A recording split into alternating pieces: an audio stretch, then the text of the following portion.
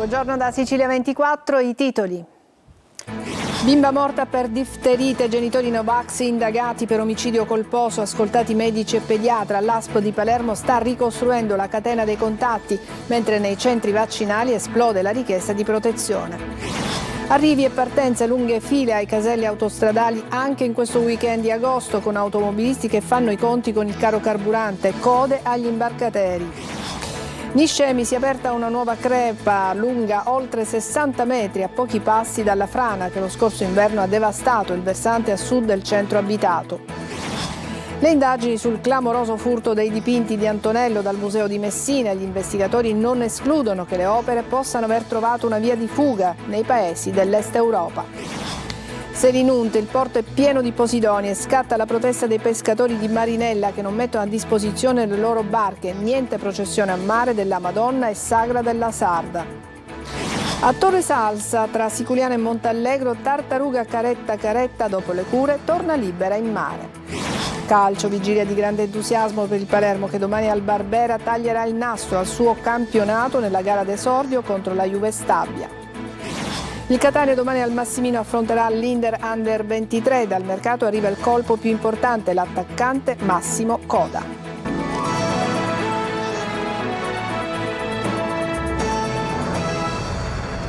Bentrovati, in primo piano ancora il caso della bimba morta a Palermo per difterite. Sono indagati adesso per omicidio colposo i suoi genitori. È un atto dovuto, dicono dalla Procura dei minori. La coppia aveva scelto di non vaccinare la propria bambina di 4 anni. Mercoledì è stata disposta l'autopsia sul corpo della piccola. Positivo alla malattia anche il cuginetto con sintomi lievi, adesso è in isolamento. Intanto è partita la caccia al paziente zero. L'ASP sta ricostruendo la catena dei contatti, mentre nei centri vaccinali esplode la richiesta di protezione. Orazio Longo. I giudici hanno sentito i medici e la pediatra che ha visitato la bambina nei giorni precedenti al primo ricovero. Quest'ultima ha riferito della difficoltà di immunizzare i piccoli del quartiere, tanto che nel provvedimento si legge che allo Zen vi è una credenza popolare secondo cui i bambini a seguito delle vaccinazioni diventano autistici.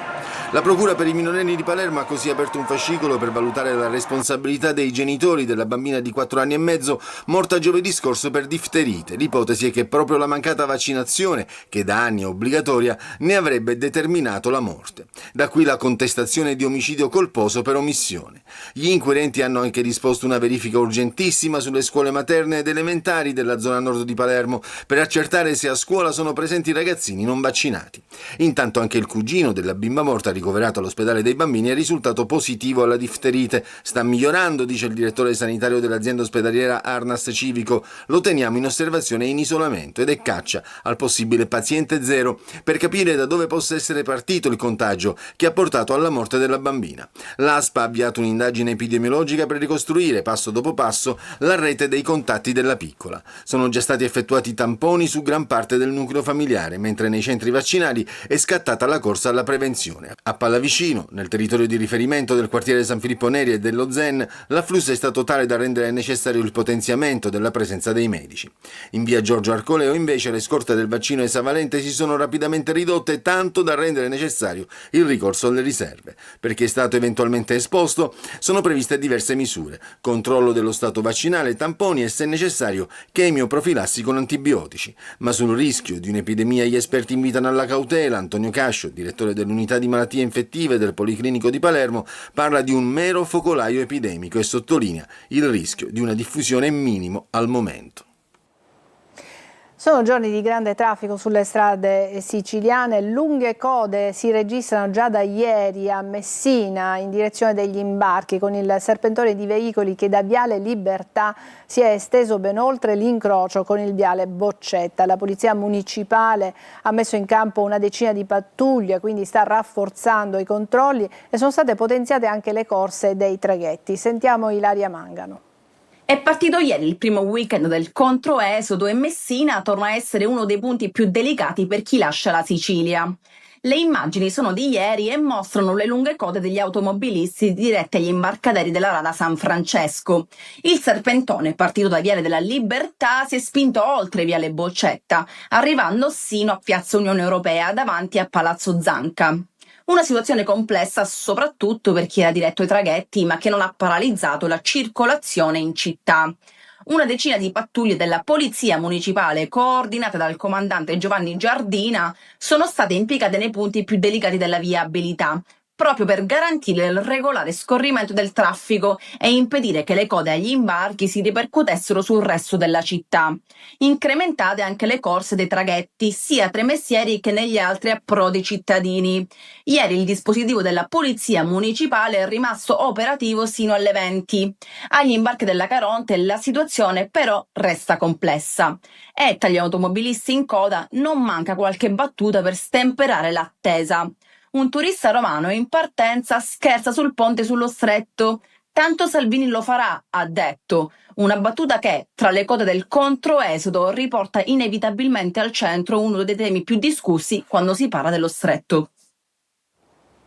Questa dunque è la situazione agli imbarcaderi di Messina, tra chi parte e chi rientra dalle ferie. Ci sono lunghe code anche ai caselli autostradali in questo weekend di agosto e i costi per la vacanza o per il ritorno a casa lievitano a causa dei prezzi dei carburanti schizzati alle stelle. Orazio Longo. Lentamente si muove, avrebbe scritto forse Pablo Neruda, se avesse conosciuto le lunghe file al casello di San Gregorio a Catania ad ogni weekend di agosto come questo. O forse avrebbe lasciato il suo Lentamente muore per raccontare la speranza che svanisce, metro dopo metro, di raggiungere in un tempo non da era geologica la destinazione marittima o di villeggiatura che sia. Tra chi parte anche solo per un giorno e chi rientra dalle ferie, il punto di incrocio è sempre quello, il casello autostradale. File lunghe anche 4 chilometri in direzione Messina per la A18, queste le immagini. E dove non c'è il casello ci sono i lavori in corso, come nella Palermo-Catania, che continua ad esasperare l'animo degli automobilisti che non ricordano più il giorno e l'anno in cui l'hanno percorsa senza interruzioni. Un animo già segnato dall'impennata del costo dei carburanti. Il diesel self è ormai sopra i 2 euro al litro ovunque. Quanto le è costato oggi il pieno? 128 euro rispetto ai 110 Di una volta. di una volta. Sì. Questo vi scoraggia un po' a prendere l'auto? Ma chi la prende per necessità, come me che lo faccio molto spesso per lavoro, è essenziale, non si può non farlo. Siamo passati da 1,6 del gasolio di qualche mese fa, ante Iran, ai 2,10, 2,15, anzi. Qui il prezzo è leggermente più basso, ma in autostrada è proibitivo. Ma la stangata non penalizza solo gli italiani, 150 euro per fare il pieno, la cifra sborsata da questo turista francese in vacanza con la famiglia. It's very expensive. Troppo costoso, dice. Stop the war. Incidente mortale a Butera nel Nisseno, un veicolo è uscito autonomamente di strada e un metronotte ha perso la vita. Il traffico è stato temporaneamente bloccato sulla statale 115 sud-occidentale Sicula. Dopo diverse ore è stata ripristinata la viabilità. E a Catania un uomo residente a Bronte è stato denunciato dai carabinieri dopo aver aggredito un medico di turno al pronto soccorso del Policlinico e successivamente i militari che lo stavano identificando in caserma. E adesso andiamo a Niscemi, una lunga crepa oltre 60 metri si è aperta a pochi passi dal coronamento della frana che lo scorso inverno ha devastato il versante sud del centro abitato. Il fronte sembra arretrare verso la città. Tecnici e protezione civile sono al lavoro per capire se si tratti di un assestamento circoscritto o di un nuovo movimento del terreno. Gerry Italia.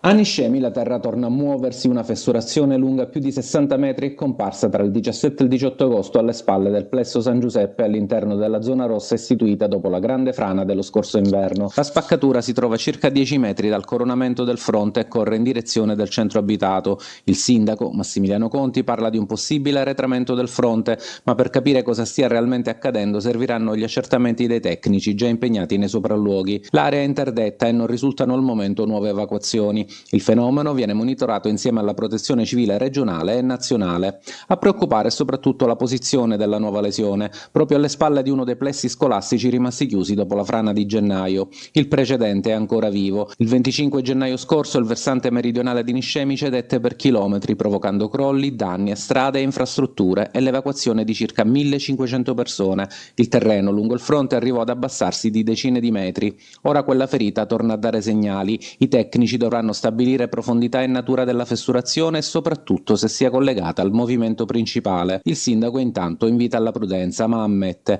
la frana non va in ferie e nemmeno noi. E mentre sui social cresce la paura con cittadini che parlano di una nuova voragine, a Niscemi il monitoraggio continua, perché il dato più importante questa volta sarà capire non soltanto quanto è lunga la nuova crepa, ma se il fronte possa arretrare ancora. Ha tentato di strangolare la moglie con il cavo di un cellulare. Per questo un 77enne è stato arrestato dai carabinieri di Taormina Giardini Naxos con l'accusa di tentato femminicidio. A dare l'allarme al 112 è stata la collaboratrice domestica della coppia. Le indagini sul clamoroso furto dei dipinti di Antonello dal Museo di Messina. Gli investigatori non escludono che le opere possano aver trovato una via di fuga nei paesi dell'Est Europa. Sentiamo Luca Ciliberti. E se le opere di Antonello trafugate al Museo regionale di Messina avessero già preso il largo? Questa è una delle ipotesi che in queste ore sta prendendo corpo. Nei giorni scorsi sono stati controllati a tappeto porti e porticcioli. La collocazione del museo rende l'approdo via mare come uno dei più comodi e facili da raggiungere. Nelle stesse ore si stanno controllando anche tutti i filmati delle telecamere di videosorveglianza, anche quelli privati, che potrebbero essere utili alle indagini. La pista privilegiata d'approdo delle tavole rubate potrebbe essere quella dei paesi dell'est, facilmente raggiungibili dalle coste siciliane e meno stringenti nei controlli. Un mercato nero già utilizzato in passato dai trafficanti di opere d'arte. Si stanno ricostruendo percorsi, mezzi, presenze anomale nei giorni precedenti e nei momenti immediatamente successivi al colpo. Al vaglio ci sono anche le celle telefoniche per individuare eventuali utenze comparse nell'area soltanto nelle ore decisive.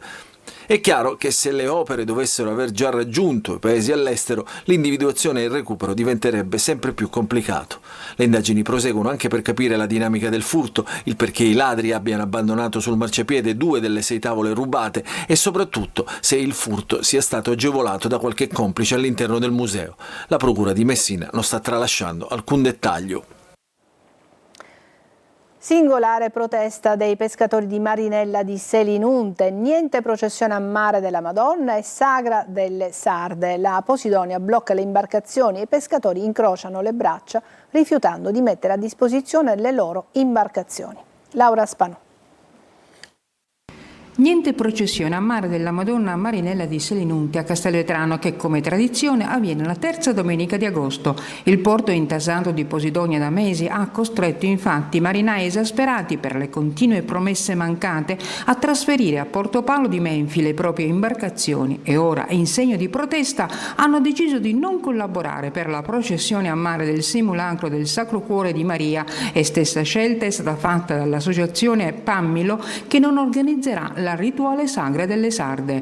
È la protesta della comunità dei pescatori selinuntini, lasciata sola a combattere per un porto che rappresenta il cuore pulsante dell'economia e dell'identità locale. Quando chi lavora sul mare decide di restare a braccia conserte e annullare la sagra delle sarde, i giochi tradizionali e i festeggiamenti di fine estate, dicono: non siamo di fronte a una resa tecnica, ma a un vero e proprio sciopero civile. In questa vicenda emergono responsabilità politiche chiare ed evidenze inaccettabili, raccontano. Il comune di Castelvetrano ha dimostrato una totale incapacità di proteggere e valorizzare il proprio territorio, mentre altre realtà vicine come Menfi, dicono ancora i pescatori, hanno saputo interloquire con la regione siciliana e trovare soluzioni concrete per i propri approdi. L'amministrazione di Castelvetrano è rimasta a guardare, incapace di alzare la voce nei palazzi che contano. La politica siciliana intanto non va in ferie. Entrambe le coalizioni stanno ragionando con l'obiettivo di farsi trovare pronte per la scadenza delle prossime regionali. Luca Ciliberti. La stoccata alle velleità di candidatura per un secondo mandato al presidente della regione Renato Schifani arriva in un assolato e caldo pomeriggio d'agosto da parte proprio di un ex presidente della regione che chiedeva il secondo mandato e che, a causa della litigiosità degli alleati, non ha avuto la sua seconda chance. Invocare la regola che l'uscente venga ricandidato è soltanto una bestemmia. Questa regola è stata cancellata da Forza Italia e dalla Lega. Ed è stata cancellata nel 2022. Le parole di Nello Musumeci sono le parole di Fratelli d'Italia e non potrebbe essere altrimenti visto il peso del ministro. Così nel centrodestra è partita la caccia al candidato, ma la sensazione è che il nome giusto ancora non sia venuto fuori.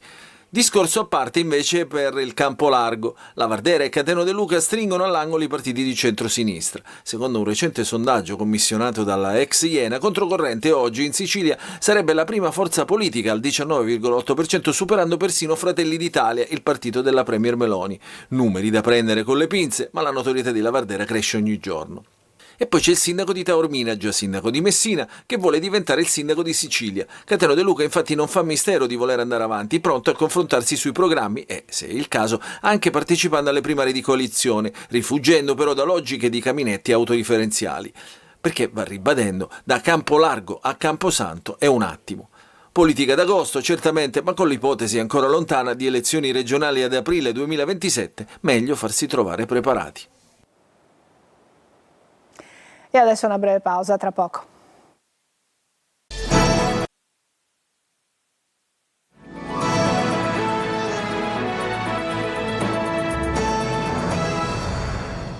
Un uomo è stato trovato morto in un dirupo in contrada Santa Caterina a Castronovo di Sicilia, nel Palermitano. I familiari avevano dato l'allarme mentre la sua auto era stata avvistata sulla strada. La procura adesso di Termini Imerese ha disposto l'autopsia e il sequestro del mezzo. Un pipistrello diffuso in Africa è stato avvistato sull'isola di Pantelleria. Finora la sua presenza in Europa non era stata mai confermata. A scoprirlo un gruppo di ricercatori internazionali. Gli animali sarebbero almeno due, una coppia che vola insieme e che interagisce comunicando. Secondo i ricercatori potrebbe trattarsi della traccia di una piccola popolazione sfuggita per 2 secoli alle ricerche degli zoologi.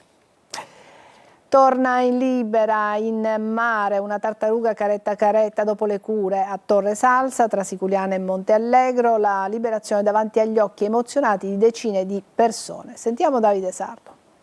Torna al mare tra gli applausi e l'emozione della gente. È il momento della libertà per una tartaruga caretta caretta, curata e finalmente pronta a riprendere il largo. A Torre Salsa, nella riserva naturale orientata tra Siculiana e Montallegro, nell'Agrigentino, la spiaggia di Fungitedda si trasforma per qualche minuto in un luogo speciale.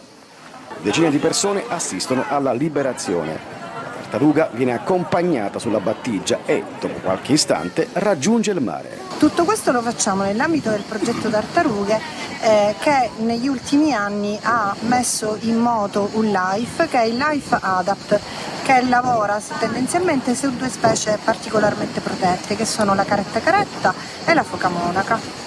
Un gesto che racconta l'importanza della tutela e della salvaguardia di una specie simbolo del Mediterraneo. E proprio qui, nella riserva gestita dal WWF, la protezione dell'ambiente passa anche dalla sensibilizzazione di cittadini e turisti. Per la gente, per chi piace il mare, piace la spiaggia, un momento in cui devono apprezzare che cosa significa un animale selvatico che per 4-8 ore al giorno viene in terra per nidificare, porre l'uovo e poi rientrare. Quanti pericoli soprattutto affronto per fare questa operazione di nidificazione. Poi solo le onde e le sue tracce sulla sabbia. La caretta caretta è di nuovo libera, un ritorno alla natura che a Torre Salsa diventa una festa per tutti. Breve pausa e poi vedremo il calcio con il Palermo e il Catania impegnate rispettivamente nell'esordio in campionato. A tra poco.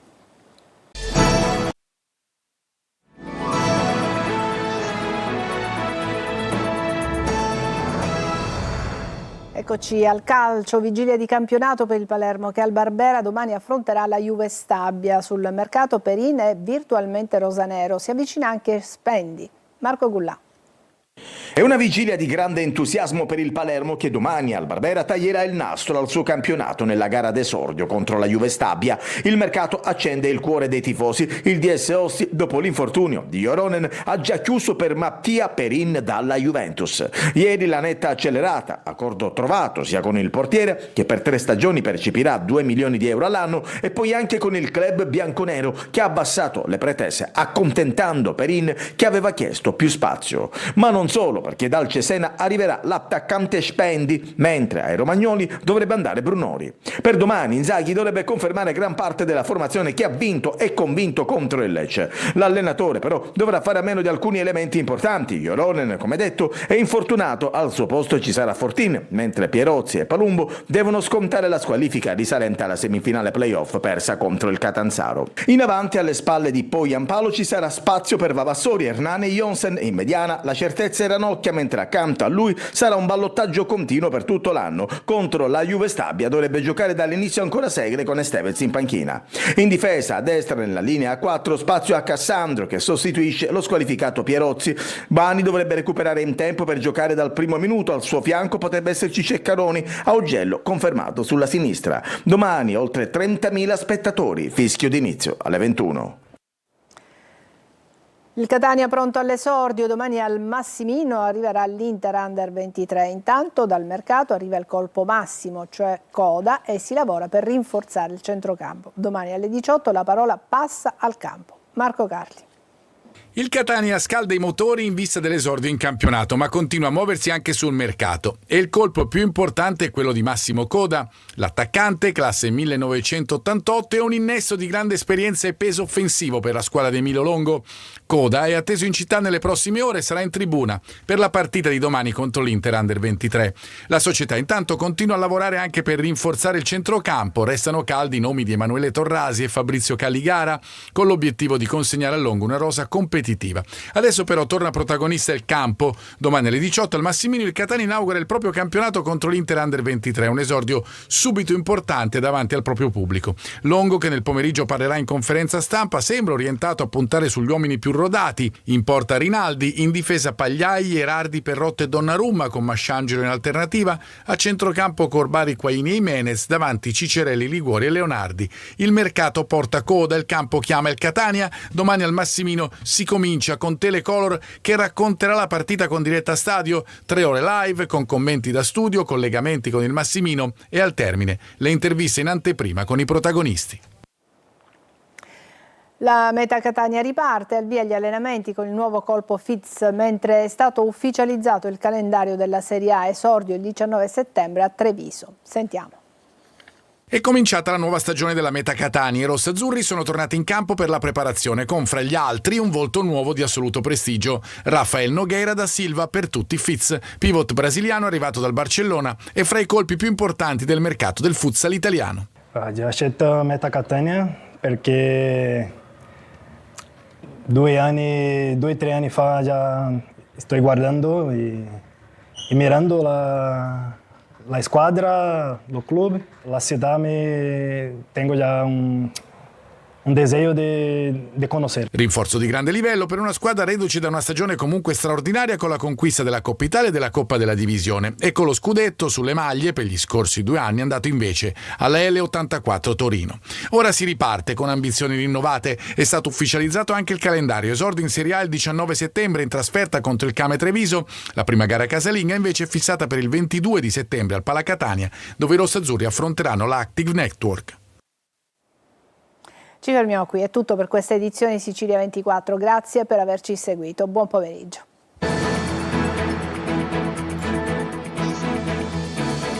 Entra nel mondo dell'informazione con l'app Sicilia Web. Resta sempre aggiornato con le news e le live in diretta.